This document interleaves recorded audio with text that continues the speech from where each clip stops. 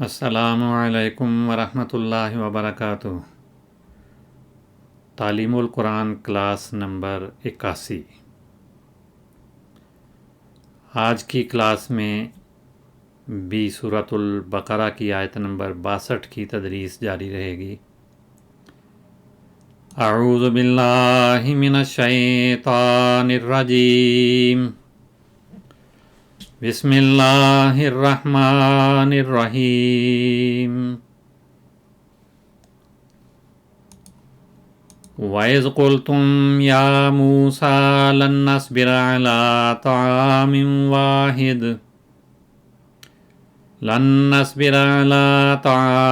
وَاحِدٍ فَادْعُ لَنَا رَبَّكَ يخرج لنا مما تنبت الأرض من بقلها وكسائها وفومها وعدسها وبصلها قال أتستبدلون الذي هو أدنى بالذي هو خير اهبطوا مصرا فإن لكم ما سألتم وضربت عليهم الذلة والمسكنة وباءوا بغضب من الله ذلك بأنهم كانوا يكفرون بآيات الله ويقتلون النبيين بغير الحق ذلك بما عصوا وكانوا يعتدون۔ لفظی ترجمہ۔ وَإِذْ قُلْتُمْ يَا مُوسَىٰ، اور جب تم نے کہا اے موسیٰ، لن نصبر، ہم ہرگز صبر نہیں کر سکیں گے، علی طعام واحد، ایک ہی کھانے پر، فادع، پس تو دعا کر، لنا، ہمارے لیے، ربک، اپنے رب سے، فادع لنا ربک، پس ہمارے لیے اپنے رب سے دعا کر، یخرج لنا، کہ وہ ہمارے لیے چیزیں نکالے، یخرج، کہ وہ نکالے، لنا، ہمارے لیے، مما تنبت الارض، ان میں سے جو زمین اگاتی ہے، اور اس کو مم بیانیہ لیا جائے تو پھر ترجمہ الگ سے کرنے کی ضرورت نہیں ہے، جو زمین اگاتی ہے، من بقلہا، اس کی سبزیوں میں سے، یا از قسم اپنی سبزیوں کے، بقل سبزیاں، وَقِسَّائِہَا، اور اپنی ککڑیوں میں سے، قصہ، ککڑیاں، تر یا اس قسم کی جو دوسری سبزیاں ہیں ان کو قصہ کہا جاتا ہے، وَفُومِہَا، اور اپنی گندم کے، اناج وغیرہ سارے اس میں شامل ہیں، وَعَدَسِہَا، اور اپنے دالوں میں سے، ہر قسم کی دالیں اس میں شامل ہیں لیکن عام طور پر مسور کی دال کو عدس کہا جاتا ہے، وَبَصَلِہَا، اور اپنے پیاز کے، یخرج لنا مما تنبت الارض من بقلہا وقصائہا وفومہا وعدسہا وبصلہا، کہ وہ ہمارے لیے وہ چیزیں نکالے جو زمین اگاتی ہے، از قسم اپنی سبزیوں کے، اور اپنی ککڑیوں کے، اور اپنی گندم کے، اور اپنی دالوں کے، اور اپنے پیاز کے۔ قالا، اس نے کہا، اتستبدلون، کیا تم تبدیل کرنا چاہتے ہو، الذی ہو ادنا، اس سے جو ادنا ہے، بالذی، اس چیز کو، ہو خیر، جو بہتر ہے، اتستبدلون الذی ہو ادنا بالذی ہو خیر، کیا تم تبدیل کرنا چاہتے ہو اس سے جو ادنا ہے اس چیز کو جو بہتر ہے، اہبطوا مصرا فإن لکم ما سألتم، اہبطوا، تم داخل ہو جاؤ، اتر جاؤ، مصرن، کسی شہر میں، پس، ان، یقیناً، لکم، تمہیں مل جائے گا، تمہارے لیے وہاں ہوگا یا تمہیں مل جائے گا، ما سألتم، جو تم نے طلب کیا، اہبطوا مصرا فإن لکم ما سألتم، تم کسی شہر میں داخل ہو جاؤ تو یقیناً تمہیں وہ مل جائے گا جو تم نے طلب کیا ہے، و اور ضربت علیہم الذلۃ والمسکنۃ، ضربت مار ڈالی گئی، علیہم ان پر، الذلۃ والمسکنۃ ذلت اور مسکینی، و اور باؤ وہ لوٹے،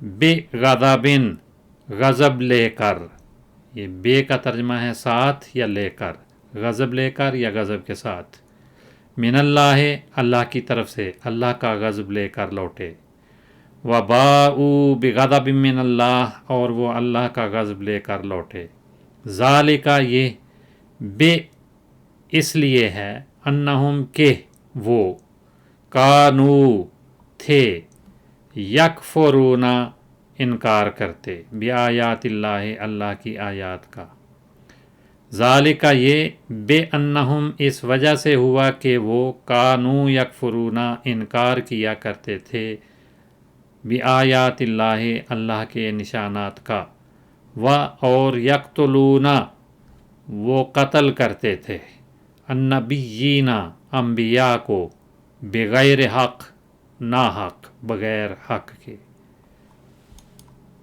وَيَقْتُلُونَ النَّبِيِّينَ بِغَيْرِ الْحَقِّ اور وہ انبیاء کو ناحق قتل کیا کرتے تھے، ذَالِکَ یہ ہوا، بما اس وجہ سے کہ، اس لیے کہ، عصوا نافرمانی کی، انہوں نے نافرمانی کی، و اور کانو یعتدون وہ حد سے تجاوز کیا کرتے تھے، ذالک بما عصوا وکانوا یعتدون یہ اس لیے ہوا کہ انہوں نے نافرمانی کی اور وہ حد سے تجاوز کیا کرتے تھے۔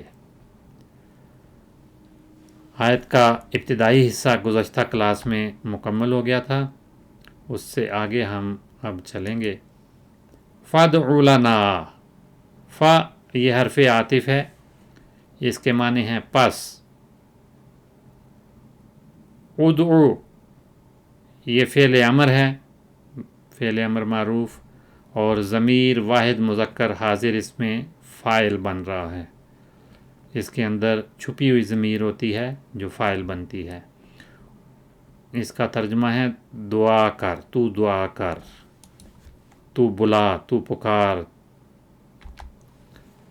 ادعو فعل امر ہے، تو پکار، بلا یا دعا کر، اس کا مادہ دال عین واو ہے، اور فعل ماضی دعا بنتا ہے، اور اس کے ساتھ حروف جارہ مختلف آتے ہیں، دعا الا بھی استعمال ہوتا ہے، دعا بے بھی آتا ہے، دعا علا بھی آتا ہے، دعا لام بھی آتا ہے، اور فعل مضارع یدعو ہے، اور یدعو سے یدعو بنتا ہے، دعا میں بھی دعوا ہے، واو جو ہے وہ الف میں تبدیل ہو گیا، اور فعل مضارع میں یدعو وہ واو پہ پیش ہے لیکن وہ گر جاتی ہے اور یہ ساکن ہو جاتا ہے یدعو، اور فعل امر جب بناتے ہیں تو اس کے آخر میں جو یہ واو ہے یہ حذف ہو جاتی ہے کیونکہ حرف علت ہے، تو کہا جاتا ہے کہ فعل امر مجزوم ہوتا ہے، اس پہ جزم آتی ہے، تو اگر آخر میں حرف علت ہو تو اس کا گرنا جزم کی علامت ہوتی ہے۔ تو فعل کے جو 3 اعراب ہیں وہ رفع، نصب اور جزم ہوتے ہیں، تو فعل امر جو ہے اس کو اگر معرب سمجھا جائے تو پھر یہ جزم آتی ہے، جزم سمجھی جاتی ہے، اور بعض نحوی اس کو کہتے ہیں کہ یہ جزم نہیں ہے بلکہ بنا ہے، لیکن بنا کی علامتیں یا صورتیں وہی ہوتی ہیں جو جزم والی ہیں، اس لیے وہ جزم کی علامتیں ہم کہہ کے ان کو سمجھ سکتے ہیں، لیکن اگر ان کو مبنی قرار دیا جائے تو پھر اس واو کا گرنا بنا مبنی ہونے کی علامت ہے۔ اور اس کا جو مصدر ہے، کئی مصادر آتے ہیں دعاؤن بھی مصدر ہے، دعون بھی مصدر ہے، دعوتن، دعاً، دعوتاً، مدعاتاً اور دعوا، یہ مختلف مصادر ہیں، یہ ریپیٹ بھی ہو گئے ہیں۔ اس کے معنی دعا یا دعو کے ہوتے ہیں پکارنا، بلانا، دعا کرنا، اور جب اس کے ساتھ با کا صلہ لگا دیا جائے دعا بالشیء تو کوئی چیز منگوانا یا منگانا یا کسی سے کوئی چیز طلب کرنا، اور دعا بالکتاب کہا جائے تو معنی ہوں گے اس نے کتاب منگائی، اور براہ راست اس کا مفعول آ جائے دعا القوم دعاً و دعوتاً و مدعاتاً تو قوم کو پکارنا یا بلانا اس کے معنی ہیں، لیکن کسی کھانے پر دعوت پر بلانے کے لیے بھی یہی الفاظ استعمال ہوتے ہیں۔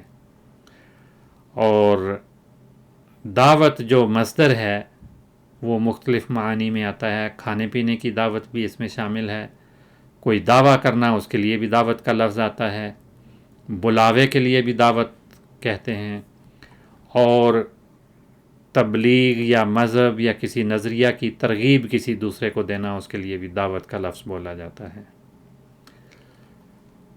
اس کے ساتھ یہاں آیت میں لام کا صلہ آیا ہے، ادعو لنا، تو لام کے معنی لیے کے کیے جاتے ہیں، واسطے یا لیے، نا ہمارے واسطے، ہمارے لیے، ادعو تو پکار، تو دعا کر، تو بلا، کس کو؟ ربا کا، اپنے رب کو۔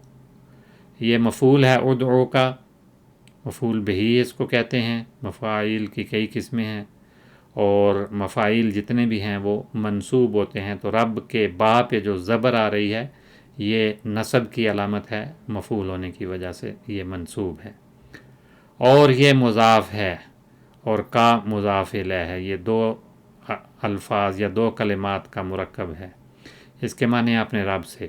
تو رب جو ہے یہ اسم واحد مذکر کا صیغہ ہے اور مفعول ہے، اس وجہ سے منصوب ہے، اور یہ مضاف بن رہا ہے۔ اس کے ساتھ جو کا آیا ہے وہ بھی ضمیر ہے، اور یہ واحد مذکر حاضر یا واحد مذکر مخاطب کا صیغہ ہے، اور یہ مضاف الیہ ہے، اور اس وجہ سے مضاف الیہ بننے کی وجہ سے مجرور ہوگا، لیکن یہ چونکہ مبنی ہوتا ہے اس لیے جر کی کوئی ظاہری علامت نہیں ہوگی، بلکہ اس پہ محلی اعراب کہتے ہیں کہ اس محل پہ آنے والا، جر کے موقع پہ آنے والا یہ کلمہ ہے، تو مضاف الیہ مجرور ہوتا ہے، اس وجہ سے یہ مجرور کہلائے گا۔ یخرج، یہ فعل مضارع ہے،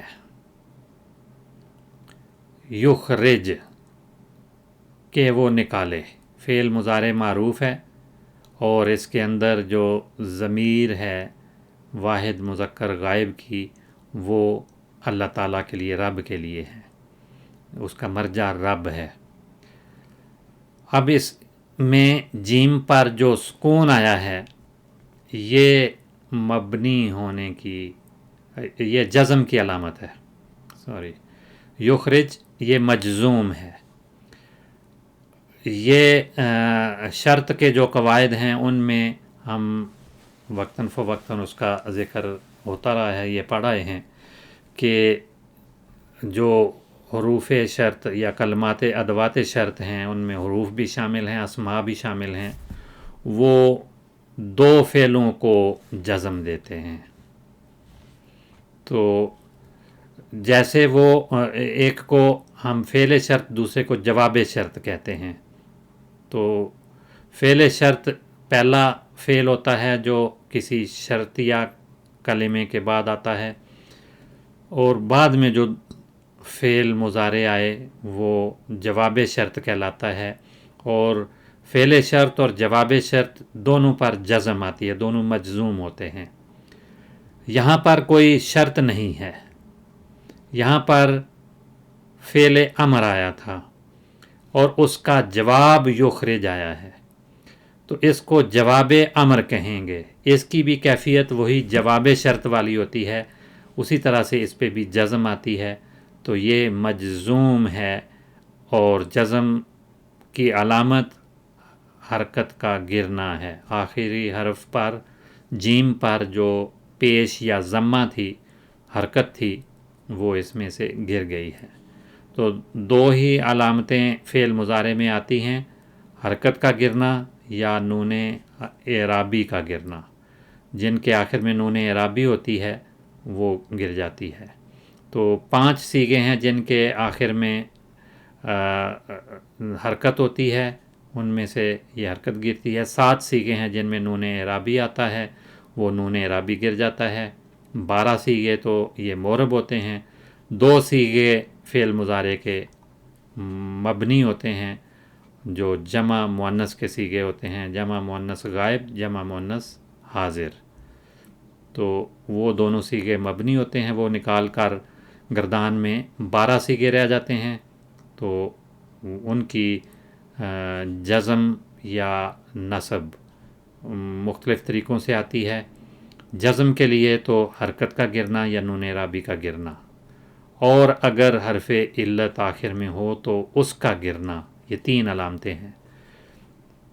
لیکن نصب میں جو نون اعرابی والے صیغے ہیں ان میں تو نون اعرابی کا گرنا نصب کی علامت ہوتی ہے۔ وہ نصب کی اور جزم کی علامتیں ان 7 صیغوں میں ایک جیسی ہیں۔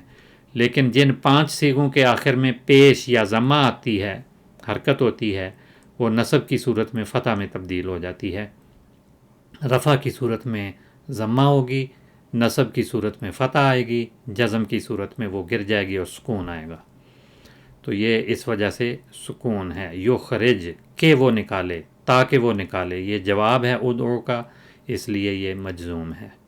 تو ترجمہ بنے گا کہ وہ نکالے۔ تو یہ ہم پڑھ چکے ہیں، فعل مضارع معروف ہے اور اس کے اندر بھی ضمیر واحد مذکر غائب موجود ہے جو اس کا فاعل بن رہی ہے۔ صیغے کے لحاظ سے یہ 3 حروف پر مشتمل مادے سے بننے والے الفاظ ہیں۔ خا، را، جیم، یہ اس کے مادے کے حروف ہیں۔ خارجہ فعل ماضی بنتا ہے، یخرج فعل مضارع بنتا ہے، اور اس کے ساتھ بھی مختلف صلے آتے ہیں، حروف جارہ استعمال ہوتے ہیں۔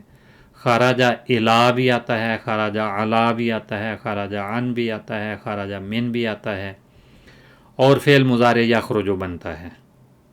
مصدر اس کا خروجن آتا ہے۔ اسم فاعل اگر بنائیں تو خارج بنتا ہے، اور اسم مفعول بنائیں تو وہ مخروج بنتا ہے، مخروج الیہ، جس کی طرف کوئی جائے۔ تو خارجہ یخرجو کے معنی بنتے ہیں نکل آنا، خروج کے معنی ہے نکل آنا، باہر نکلنا۔ اور جب خارجہ بہی، بے کا صلہ اس کے ساتھ آتا ہے تو یہ متعدی بن جاتا ہے۔ لازم اور متعدی کی بحث بھی ہم پہلے پڑھ چکے ہیں۔ لازم وہ فعل ہوتا ہے جس میں کسی مفعول کا تقاضا نہ ہو، مفعول کی ضرورت نہ ہو، لیکن جہاں کسی فعل کے ساتھ مفعول کی بھی ضرورت پیش آتی ہے، وہ فعل یا مادہ مفعول کا بھی تقاضا کرتا ہے، تو اس کو متعدی کہا جاتا ہے۔ پھر متعدی کی قسمیں الگ الگ ہیں، ایک مفعول کے ساتھ متعدی بھی ہوتا ہے، 2 کے ساتھ بھی ہوتا ہے، 3 کے ساتھ بھی ہوتا ہے۔ تو بہرحال بعض صیغے جو لازم ہوتے ہیں ان کے ساتھ کوئی حرف جار لگا کر بھی اسے متعدی بنایا جاتا ہے، اور بعض اوقات اس کا باب تبدیل کر کے بھی متعدی بنایا جاتا ہے، یعنی اس کے ساتھ کوئی زائد حروف شامل کر کے اسے متعدی بنایا جاتا ہے۔ خارجہ کے ساتھ اخرجہ حمزہ شروع میں اگر لگا دیا جائے، فعل باب بدل جائے گا، باب افعال ہو جائے گا، تو وہ فعل عام طور پہ متعدی ہوتا ہے۔ تو اخرجہ یخرج سے اخراج، نکالنا اس کے معنی ہو جاتے ہیں۔ وہی معنی خارجہ بھی کے بھی بنتے ہیں، وہ اس چیز کے ساتھ نکلا، اسے لے کر نکلا یا اسے نکالا، ایک ہی مطلب یا قریب قریب مفہوم بنتا ہے۔ تو خارجہ بھی نکالنا یا ابھارنا اس کے معنی ہوتے ہیں۔ خارجہ سے اسم فاعل جب بناتے ہیں تو وہ فاعل کے وزن پہ خارج بنے گا، اور اس کے معنی ہیں کسی چیز کا ظاہری حصہ یا باہر نکلنے والا، یا باہر کے ایریے کو، جگہ کو بھی خارج کہا جاتا ہے، باہر کی جانب یا طرف کو بھی خارج کہا جاتا ہے۔ اس سے ایک اسم مفعل کے وزن پہ مخرج بنتا ہے جس کی جمع مخارج آتی ہے. تو مخرج نکلنے کی جگہ، یہ اسم ظرف کا وزن ہے، ظرفیت والے معنی اس میں پیدا ہو جاتے ہیں. جو بھی مفعل یا مفعل کے وزن پہ آنے والا صیغہ ہوگا وہ بعض جگہوں پہ تو مصدر کے معنی دیتا ہے، لیکن اکثر جگہوں پر وہ اسم ظرف کے طور پہ استعمال ہوتا ہے، جیسے مسجد سجدہ کرنے کی جگہ، مقتل قتل ہونے کی جگہ، تو مخرج نکلنے کی جگہ. تو یہ میم زائدہ ہے اس میں، خا را جیم یہ مادے کے حروف ہیں، اصلی حروف ہیں. تو مخرجن مخرج نکلنے کی جگہ، باہر نکلنے کے دروازے کو بھی مخرج کہا جائے گا. اس کے مقابل پہ مدخل آتا ہے، داخل ہونے کی جگہ اور گزرگاہ، یہ مخرج کے معنی ہیں. دوسرے معنی بعض اوقات کھڑکی یا روشن دان وغیرہ کو بھی مخرج کہا جاتا ہے، اور کوئی بھاگنے کا راستہ یا راہ فرار اس کو بھی مخرج کہا جاتا ہے، اور پاخانے کا مقام جو ہے کسی جانور کا اس کو بھی مخرج کہا جاتا ہے. اور مخرج کی جمع مخارج آتی ہے. محاورے میں کہتے ہیں ہوا یعرف موالج الامور و مخارجہا، کہ وہ امور کے علاج کی جگہ، ان میں داخل ہونے کی جگہ اور اس میں سے نکلنے کی جگہ جانتا ہے، یعنی اس کے اونچ نیچ کو وہ جانتا ہے، وہ واقف کار اور آزمودہ کار ہے. اور حلق سے نکلنے والے حرف کی جگہ کو نکلتے وقت جو آواز ہوتی ہے یا آواز نکالی جاتی ہے اسے بھی مخرج کہا جاتا ہے، اس منہ کے حصے کو بھی اور اس آواز کو بھی. تو تجوید میں اور صرف میں مخرج کا ذکر اکثر آتا رہتا ہے. اور مخرج بعض اوقات جو بٹے والی رقمیں حساب کتاب میں ہوتی ہیں، ریاضی میں ہوتی ہیں، ان میں ایک جو تقسیم کرنے والا یا دونوں حصوں کو ایک جیسا بنانے والا جو ہوتا ہے، یا ایک کو دوسرے سے تقسیم کیا جاتا ہے، تو اس کو بھی مخرج کہا جاتا ہے. یعنی کسی کسر کی مقدار جسے عموماً لکیر کے نیچے لکھا جاتا ہے، جس سے اس کی قسم، تقسیم یا ان مساوی اجزاء کا اظہار ہوتا ہے جن میں واحد کو تقسیم کیا گیا ہو، تو اسے بھی مخرج کہا جاتا ہے. اگر 1/10 کہا جائے تو 10 یہ جو ہے وہ مخرج ہے. تو خراج کا لفظ بھی استعمال ہوتا ہے، زمین کی پیداوار کو بھی خراج کہا جاتا ہے، اناج کو بھی کہا جاتا ہے.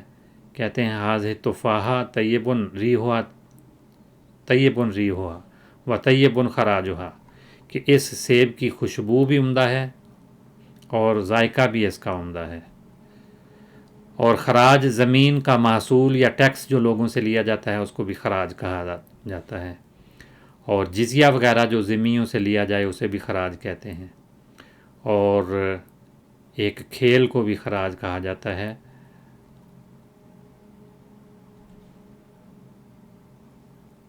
اور خراج وہ ٹیکس وغیرہ بھی ہے جو ذمیوں سے لیا جاتا ہے، بعض اس کی شرائط ہوتی ہیں، ان شرائط کے مطابق وہ لیا جاتا ہے. تو بہرحال یہاں یخرج کا لفظ آیا ہے، جس سے پہلے فعل امر آیا تھا، یخرج اس کا جواب آیا ہے. یخرج لنا وہ ہمارے لیے نکالے یا پیدا کرے. یہ لام حرف جار ہے اور نا ضمیر ہے، 2 کلمات ہیں یہ. تو حرف جار اور اس کے ساتھ ضمیر جمع متکلم ہے جو لام کی وجہ سے مجرور ہے، حرف جار کے ساتھ مجرور آیا ہے. مما یہ بھی 2 کلمات ہیں، من اور ما، اس کی نون کو میم میں مدغم کر دیا، مما بن گیا. وہ چیزیں جو اس کا ترجمہ بنتا ہے زمین اگاتی ہے، تنبت الارض زمین اگاتی ہے. تو من حرف جار ہے، جیسے لام حرف جار تھا، اور اس کے ساتھ ما موصولہ ہے، اور من کی وجہ سے وہ بھی مجرور ہے. تنبت فعل مضارع ہے، اگاتی ہے، فعل مضارع معروف، واحد مؤنث غائب کا صیغہ ہے. اس کا جب ہم لغوی طور پہ دیکھتے ہیں مادہ وغیرہ تو نون با تا ہے. نبتا فعل ماضی ہے، یم بو تو فعل مضارع ہے، نبتن نباتن نبوتن یہ اس کے مصادر ہیں. اس کے معنی ہوتے ہیں کسی چیز کا زمین سے باہر نکلنا. نبت الزرع نباتن و نبتن کھیتی بوئی ہوئی، کھیتی یا بوئی ہوئی چیز کا زمین سے باہر نکلنا یا اگنا. اور بعض اوقات کہتے ہیں نبتت لہم نابتتن، ان کے چھوٹے بچے پیدا ہو گئے کسی پودے کے، کسی جانور کے، اس کے لیے، سب کے لیے یہ لفظ بولا جاتا ہے. اور جب کہا جائے نبات الارض تو زمین کا سبزہ زار ہو جانا یا نباتات والی ہونا، اس کے لیے بھی یہ لفظ بولا جاتا ہے. اور نبتاتن جب کسی چیز کے لیے بولا جائے تو اس کے معنی ابتدائی اگی ہوئی کومپل وغیرہ، اس کو نبتا کہا جاتا ہے. اور نشو و نما یا اٹھان کو بھی نبتا، پیدائش کو بھی نبتا کہا جاتا ہے، اور کسی چیز کا نتیجہ جو ظاہر ہو رہا ہو اسے بھی نبتا کہا جاتا ہے. اور نابتا کی جمع نوابت آتی ہے، مختلف معنی میں یہ لفظ آتا ہے. نوخیز لڑکا یا نوخیز لڑکی جو بچپن کی عمر سے بڑھ گئے ہوں مگر نا تجربہ کار ہوں، ان کو نابتا کہا جاتا ہے، ابتدائی عمر. نئی پود یا نئی نسل کے لیے بھی بولا جاتا ہے. حاذا قول النابتا، یہ بچوں کی یا نا تجربہ کار نوجوانوں کی بات ہے. یا کہتے ہیں ان بنی فلان لنابتۃ خرن و نابتۃ شر، کہ فلاں کی اولاد اچھی پود ہے یا بری پود ہے. اور دوسرے معنی ہوتے ہیں اٹھان یا پیدائش یا پرورش کا حال، جیسے کہتے ہیں ما آسن نابتۃ بنی فلان، فلاں کی پرورش یا تربیت بہت ہی خوب ہے، یا فلاں قبیلہ کے مال دولت کی نشو و نما بہت خوب ہے. تو یہاں پر تنبت الارض، اسی سے نبتا، یمبتو اور امبتا یمبتو تقریباً ہم معنی آتے ہیں. تنبت الارض زمین اگاتی ہے. یہ الارض فاعل بن رہا ہے تنبتو کا، اس کے معنی زمین کے ہیں. یہ اسم واحد مذکر ہے اور فاعل مرفوع ہے. ارض کے مختلف معنی ہوتے ہیں، یہاں پر تو بہرحال زمین ہے تو سیارہ زمین کو ارض کہا جاتا ہے. زمین کے ایک حصے کو بھی ارض کہا جاتا ہے، اور خشکی یا فرش یا ہر چیز کے نچلے حصے کو بھی.